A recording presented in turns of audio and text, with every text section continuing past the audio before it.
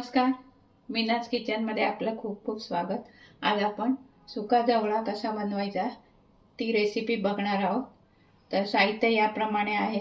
धणा powder, मिरची powder, हिरवी मिरची, कोकम, गरम मसाला, मीठ, आलं लसूण पेस्ट, टोमॅटो, कोथिंबीर आणि कांदा। आणि सुका जवळा मी अर्धा तास आधी भिजत ठेवलेला, त्याच्यामुळे तो नरम होतो आणि पटकन शिजतो, म्हणून मी अर्धा तास आधी भिजत ठेवलेला। तर हा आपण एका डिश मध्ये काढून घेऊया। आता आपण हा सुका जवळा चांगला धुवून घेतलेला आहे। तर आता आपण रेसिपीला सुरुवात करूया। आता आपली कढई तापलेली आहे, आपण तेल घालणार आहोत।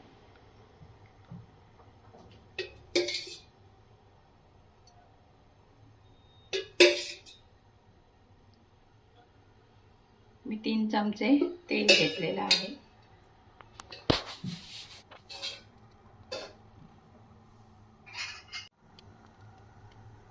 आता तेल गरम झालेलं आहे, त्याच्यामध्ये आपण प्रथम कांदा घालायचा आहे।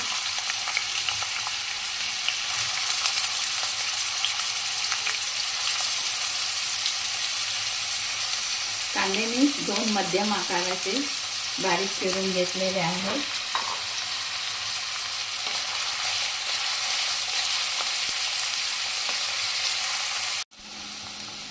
आता आपला कांदा तांबूस रंगाचा झालेला आहे।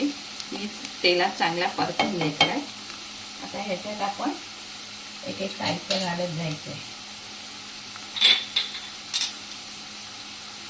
सर्वात आपण प्रथम आलं लसणाची पेस्ट घालतो, हिरवी मिरची, आलं लसूण पेस्ट चांगली तेलामध्ये परतून घ्यायची।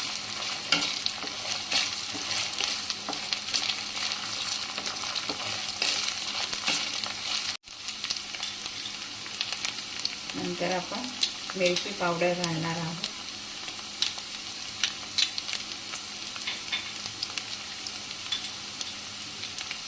गरम मसाला, धना जिरा पावडर,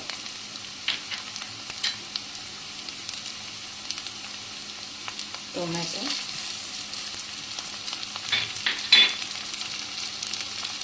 आणि मीठ घालते।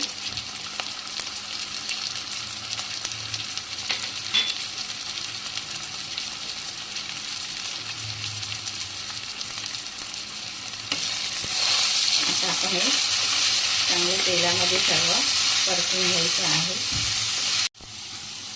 थोडीशी कोथिंबीर घालायची आणि चांगलं परतून घ्यायचं। आता आपण याच्यामध्ये जवळा घालायचा। जवळा मी खाडीचा जवळा घेतला, तो थोडा बारीक असतो पण चवीला चांगला असतो, म्हणून मी खाडीचा जवळा घेतला।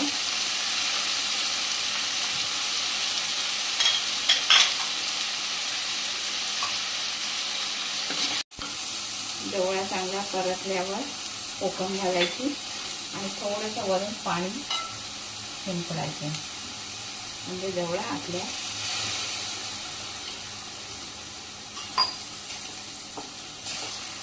चांगला शिजेल।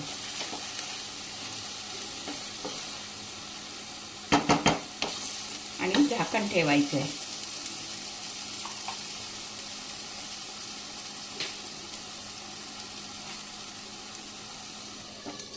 झाकणात मी थोडंसं पाणी ठेवते, म्हणजे खाली लागणार नाही।